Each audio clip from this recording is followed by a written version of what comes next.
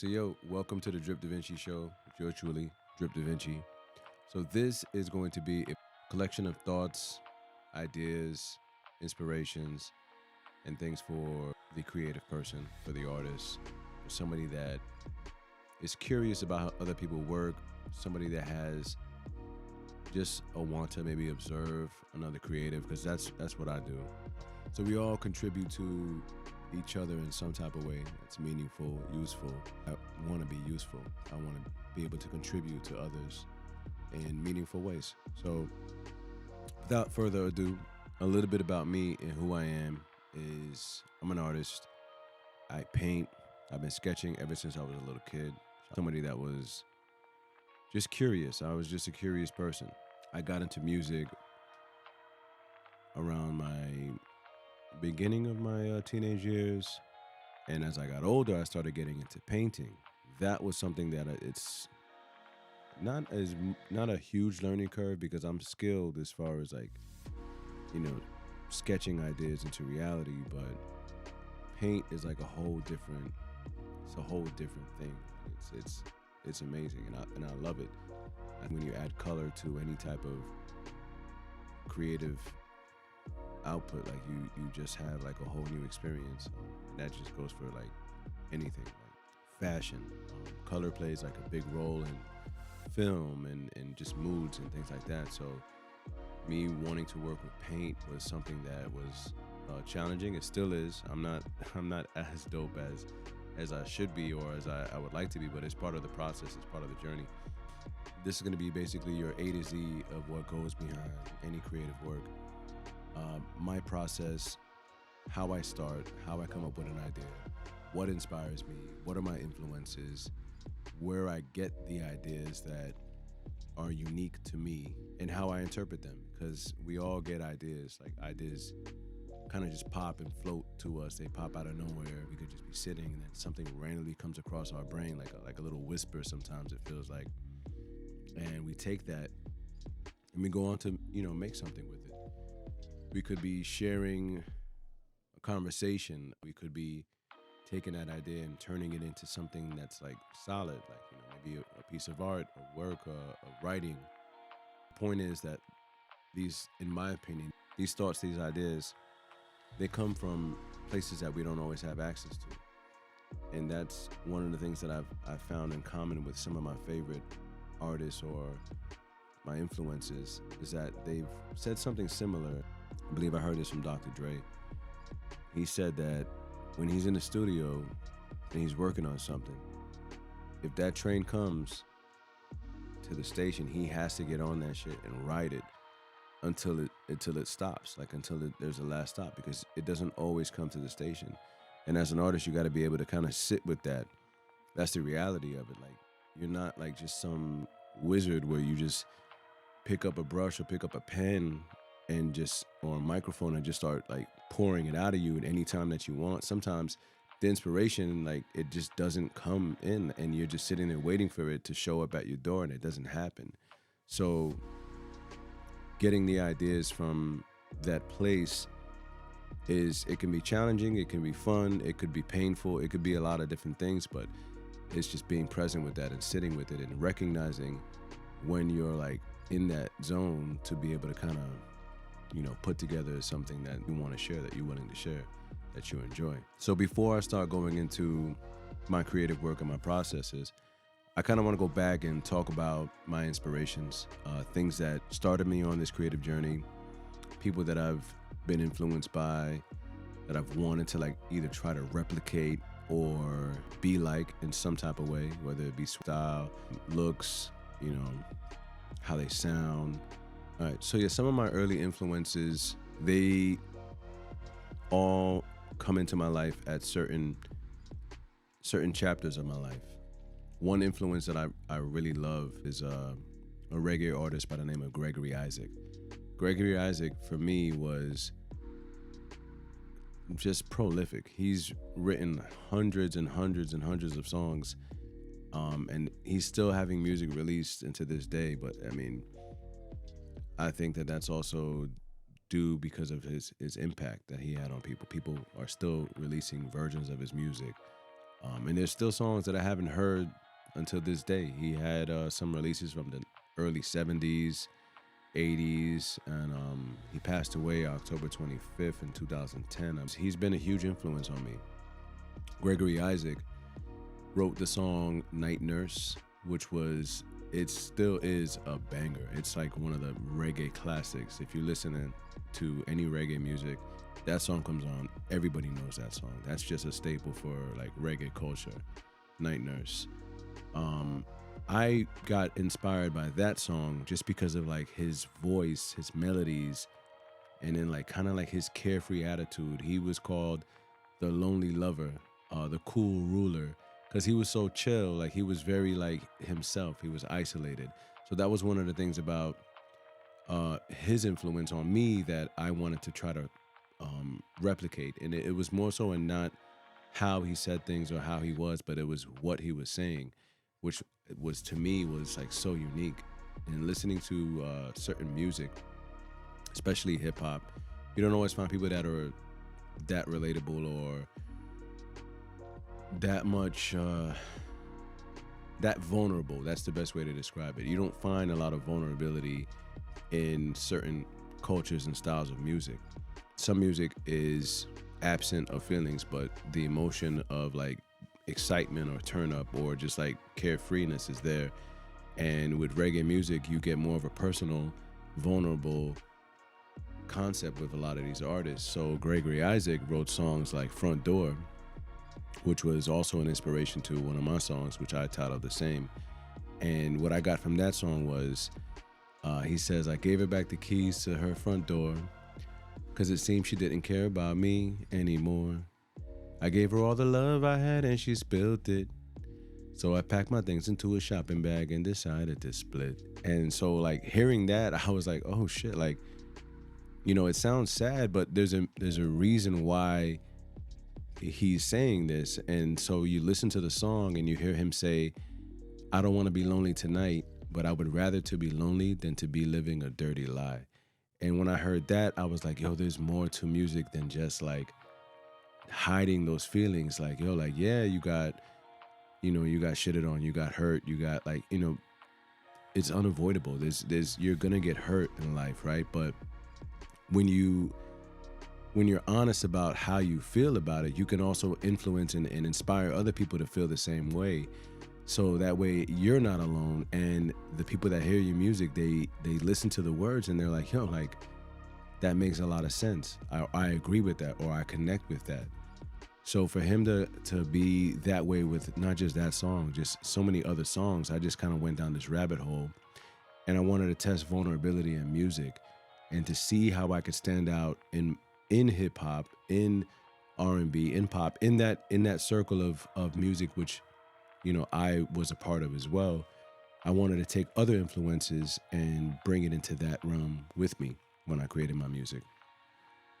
So some other influences aside from reggae, all of reggae music for me, like it was really just dancehall, lovers rock, the smooth vibes and the rhythms there were just, they just brought me a sense of like peace and like vibes. Like, yo, like, I'm good, I'm chilling. Like that's why like it has such an impact on me to this day, because people understand that when you hear reggae music, like it's not like any other style of music. It's literally there for you to just chill, and they could be talking about anything. And sometimes I'm not even gonna cap, like they say some of the most ridiculous shit. Like there's an artist called Eek a Mouse. Like I'm still trying to understand that about that music. Like Eek a Mouse is his name. But yeah, that's for another topic. Next person I want to talk about that had an impact on me is Sade. So Sade, hands down, I think she's literally like one of the queens. Her music is impactful in many ways. Like what she says and how she says it, and her confidence behind like everything that she says. And that to me was such a powerful influence in a sense that like she can take you out of a bad place. One of my favorite songs from Sade is By Your Side. I had that shit on repeat for I don't know how many times, bro. Like that song was amazing, bro. So the song By Your Side by Sade, hands down, that song to me is a life-saving song.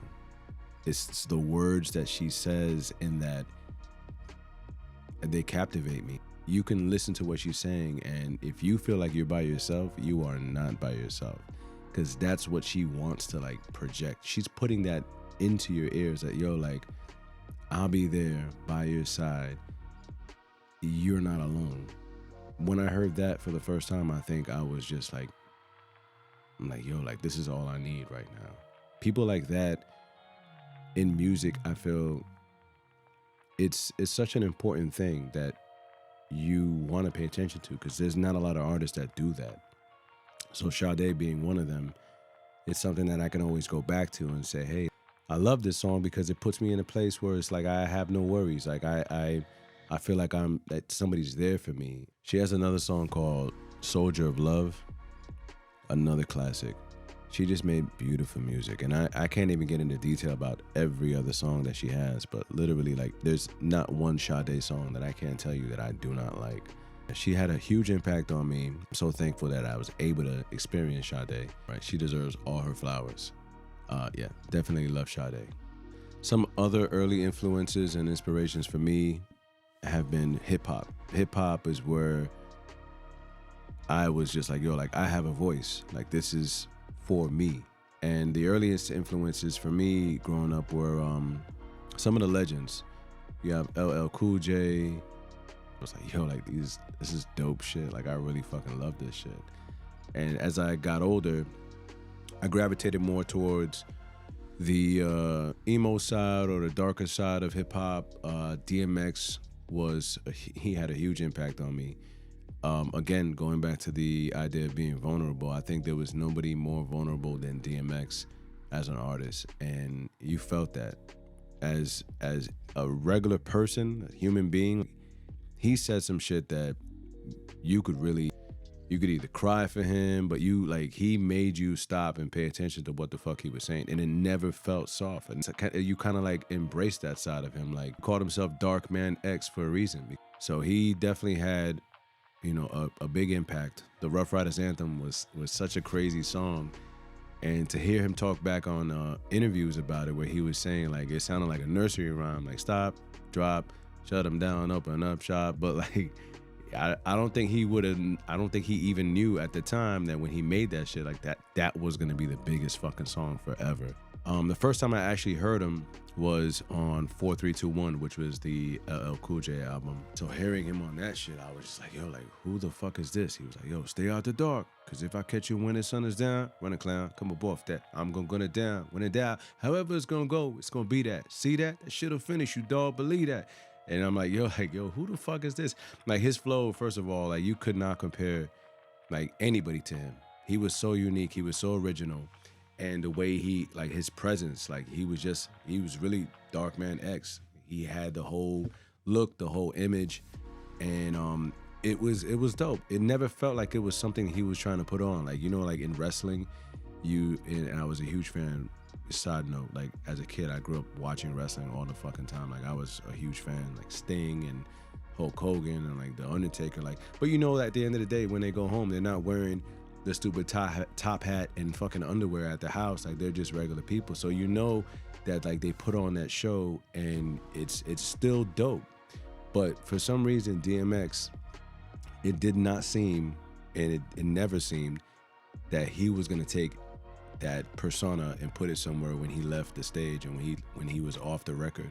Like, it's something that it was just who he was, and that's what I value as an artist, to be so authentic. And because people see that shit. If something's fake, you're not really gonna be as connected to it. The way I view the world, I think that translates into anything, whether it be like a talk show host, whether it be somebody that a personality. Like, if that personality is like not some part of you, at the end of the day, it's hard for people to relate to you because they know you're trying to sell them something. Unless I went there for a show, like an actor does, like they put on an image and they're selling you something and it's good. That's what you're buying from them. But if your job is to go out there and represent who you are, and that's just something that's just made up for that show. Like I don't need that, you know, especially if it doesn't help me or inspire me or do something that's like encouraging or motivating.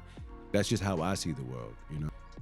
And you know that we'll get more into that later on, but you know, definitely DMX was somebody that I felt like was just always 10 toes down.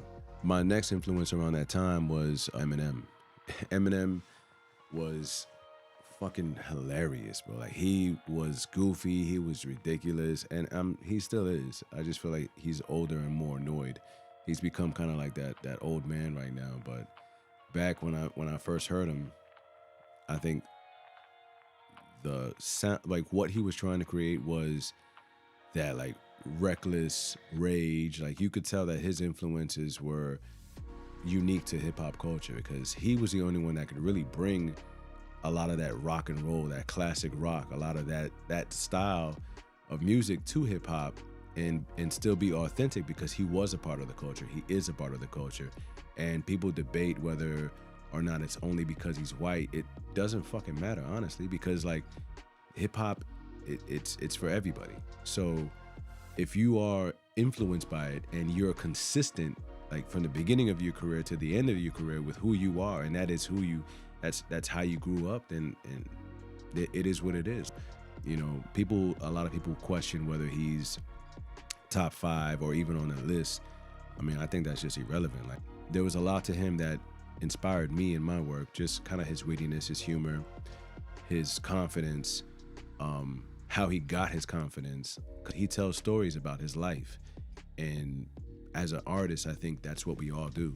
We tell stories, we share our experiences, how that shapes us, and we share that with the world, because that's what most people need. Like, there's more to life. Like, I'm everything. Like, I've been a fool, I've been a loser, I've been a winner, I've been, you know what I'm saying? Like, I've been a mixture of everything. So with him, knowing that he's successful, but he rapped a lot about like where he wasn't, and that kind of makes you like listen to his story, like, oh shit, like, you know, I want to hear more about this. I want to hear, like, you know, when he got beat up and he got bullied and so on and so on, because that's some shit that happens to everybody. Builds up more of a structure for kind of like the way my brain started seeing art and how it worked. Like, okay, so you're telling me that it's about being relatable. It's about expressing your authentic parts, like, you know, being vulnerable, just being who you are. And I wanted to take that and I wanted to, like, you know, is this good? Is this bad? Like, you know, all the self-criticism, all the judgment that you give yourself, like, nah, that sounds soft, or nah, you know, like, these are just like little pieces of a story. It's not the whole picture. Because again, I can be this way, but I'm also this way. So, and they're both the opposite. So like, what's the truth behind that? Like, that's what I want my art to express. I don't want you to feel like you completely understand it, you know, but I want you to just know that it's like, it's authentic. It's there. That may not be who I am tomorrow either. So that's what I got from a lot of my favorite artists. Like, they may not be the same person 5 years from now. They may not be the person that they were when they dropped their first album, and that's cool, and that's okay. His metaphors, his punchlines were fucking dope. Like, some of the shit he said, and I memorized shit. Like, when I was younger, I would always recite everybody's lyrics in my head, because if I thought it was dope, I wanted to know exactly how to fucking do something. So one of his things was, oh, this is classic. He goes, met a retarded kid named Greg with a wooden leg, snapped it off and beat him over the fucking head with a peg. Go to bed with a keg, wake up with a 40, mix it with Alka-Seltzer and formula 44D, fucking acid tap. I strapped the whole sheet to my forehead, waited until it absorbed in and fell to the floor dead. No more sad case coast in the discussion. I'm blowing up like a spontaneous human combustion. Like, bruh, that shit right there, like, I didn't even know what the fuck spontaneous human combustion was at that time. So I'm sitting there like, what the spontaneous human combustion? So then I go search for it, and then I find out what it is. I'm like, you just catch on fire? Bro, I shit you not, like, for like weeks, I was like having nightmares of me just catching on fire, because I just learned what this shit meant. But it was such a big thing, because who the fuck puts that in the fucking rhyme, right? So like, that was, his creativeness is something that he still has to this day, and I love it. So current influences, I would say, is Kendrick Lamar, J.Cole. J.Cole right now is like, he's like legendary. And I like these two artists for like very similar but different reasons. J.Cole, I feel, represents a part of me where it's very analytical, very philosophical, very therapeutic.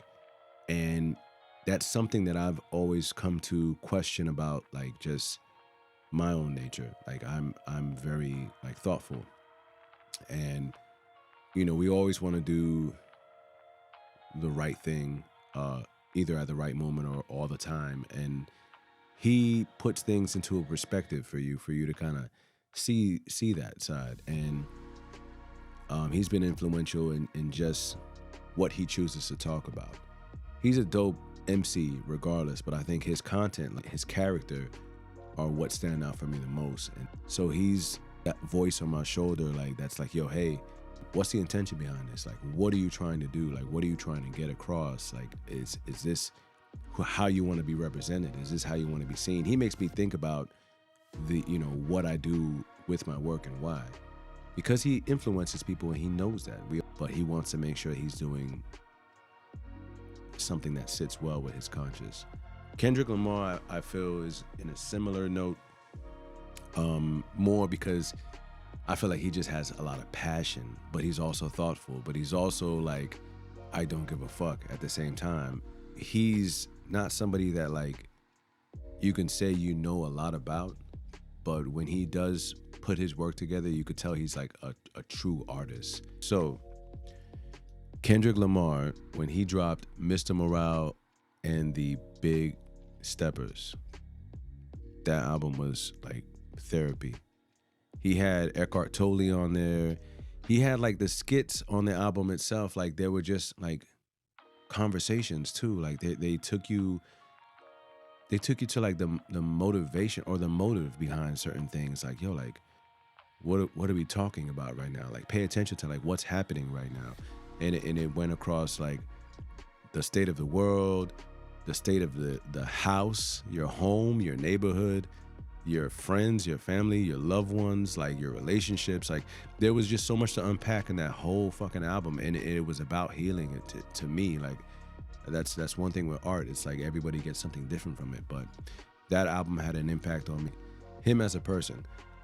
If I hadn't known him as a person, like as an artist, because I don't know him personally, obviously, but just seeing him come to this point in his career, I think that was like, yo, that's just like the icing on the fucking cake. Where he came from, his first album, High Power, Section 80, a lot of those fucking bangers, and then like everything in between, like, and then to reach this point, which is so like mature, I would say. Like, it's just, maybe it's just me kind of like at this point in my life, just looking at it like, yo, like, okay, well, I've reached a point where I can appreciate this for different things other than just being a good record, other than just being a dope song or a nice single. Definitely Kendrick had something that is always going to be unique to him, and he's always, putting a lot of thought and effort into his work, and I really appreciate that about him as an artist. So he's influenced me in many ways, and recently he's done so much. I think it's dope. So hopefully you've gotten enough from my influences, some of my inspirations, in music, just in general, and kind of like what I think about art. And what I want to do is I want to continue to explore this with you and just kind of reach a point where it's like, okay, so I've unpacked enough, and I want to see like what's left, like what's this new package look like. Like, there's something else there that I kind of want to dig through and filter out to create something new. And at the end of this whole journey, that's the intention. So yeah, I want to thank you guys for taking the time to sit down and, just share a conversation with me. If you have any questions, I want to know what inspires you. What are your influences? What do you think about music? What do you think about some of the artists that I talked about? Do you feel the same way about Kendrick, about DMX, J.Cole, Eminem, Sade? Because we all love Sade, right? But yeah, so let me know what you think.